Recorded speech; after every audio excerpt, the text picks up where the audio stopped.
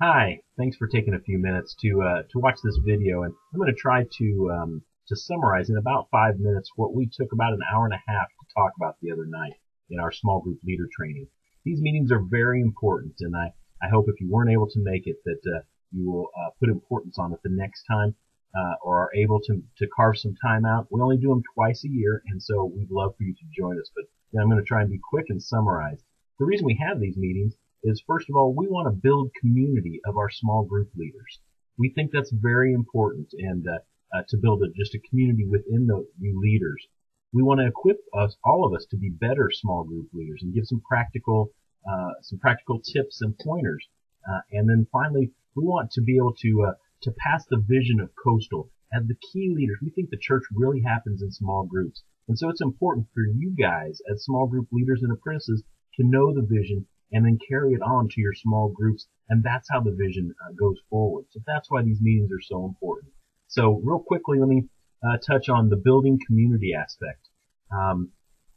We think it's important to build community among small group leaders because we need to learn from one another. We need to be able to ask questions from one another about difficult situations, challenging times in your small groups, that you can know other small group leaders and say, how did this work for you? How did you handle this? We want to be able to ask what's worked and not worked. And then finally, we want to be able to build community in Coastal through social times among the small groups. So as you get to know their small group leaders, say, hey, let's go watch a movie together, or let's watch the Super Bowl together, or for our serve projects to be able to combine and do that. So we want to build community in that way. As far as learning from one another, at the end of last season, our new normal series, we did some end of season evaluations, and they were really insightful and helpful to how to improve groups. So I will attach a copy to this email, but if you also want a hard copy, feel free to get one from me. We discussed a lot of tips and things that went right and didn't go right, and I'd love to hear from you. One of the things that we talked about was, or that I'd like to get your input is, if your group enjoyed the prayer guide that was in the bulletin and the memory verse, if that was something that you even knew about or was helpful. We also visited, as we built community, about the different serve projects. We had some great success stories in serve projects. So hopefully we'll learn from those and be able to do more of those here in this season.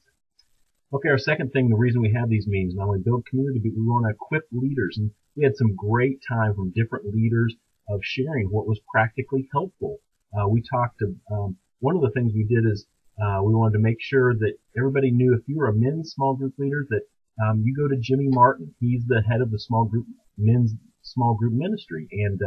And so if you have questions, you need help in being equipped, that's who you go to. And the women, if you have questions or want to start a group or know how to work with that, with the women's ministry, Betsy's in charge of the women's ministry. So we have small group training notebooks that we hand out, and many of you probably already have those.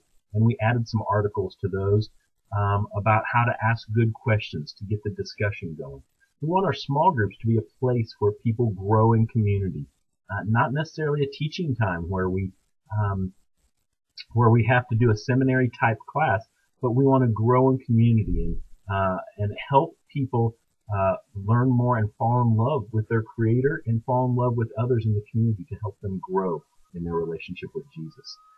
So we talked about that. We have an article about how to handle talkative people and how to handle quiet people. And so, again, if you'd like a copy of that, talk to me, or I will try and attach that to this email. So these meetings always have practical tips. And finally, we want to pass along the big picture vision. So this is really important. One of the key things that we have these meetings. So here in a couple weeks, on February the 13th, we're going to kick off our small group season. We're going to have small group spring training where we allow people to sign up for small groups for the upcoming series. Our spring series, if you haven't heard yet, is called Coffee Talk, and it's about tough questions, tough conversations you have, and why they matter, why it's important to have these tough conversations. And so, and the groups will start the week of February 27th and end the week of April 17th, which is the week leading up to Easter. So this is actually an 8-week season. So when we sign up here on the 13th, and then we'll also do another sign up the next weekend, but it won't be quite as big. But we'd love for you to wear a baseball cap or a baseball shirt, something like that, to signify if you're a small group leader or apprentice. And then again, the groups start the week of the 27th. A lot of more of this vision stuff will be coming out at our leadership community meeting, and that is a week from Saturday, and February the 12th. And so I hope you can join us for that, because again, that leadership community is leaders from all areas, small group leaders, parking team, children's ministry, all areas coming together again to get this big picture vision. So I hope you join us there. It's Saturday morning from 9 to 11. And so what I would love to have from you, if you could please respond to this email. I'd like to know, we had about 27 small groups last fall, and this spring we're growing. I think we're going to need 30 small groups. So we need small group leaders. So I'd love to hear if you want to lead or apprentice a group, or maybe you need to sit this season out and because of things going on, that's fine. But I need to know that as soon as possible, so we can begin to put together our schedule of small groups. So I need to know if you're going to lead or apprentice. I need to know what day of the week and what time you want to meet, and where.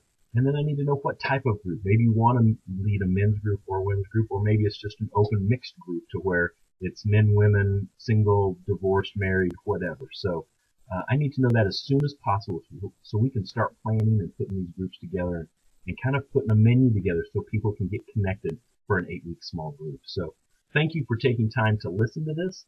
And if you have any questions, do not hesitate to call me or email me, and I will attach those things that I hope are helpful to your small group ministry. And I look forward to hearing from you and talking with you soon. So thank you very much.